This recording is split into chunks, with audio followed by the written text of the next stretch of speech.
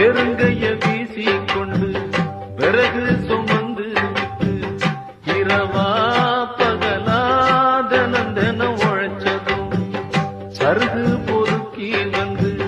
சாதம் படிச்சு தந்து பசியே தெரியா மகனா வளர்த்ததும்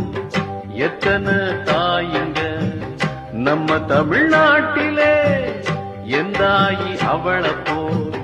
யாரு இந்த ஊரிலே தியாகி யாரு நில்ல போடா தாயின் கால வணங்கி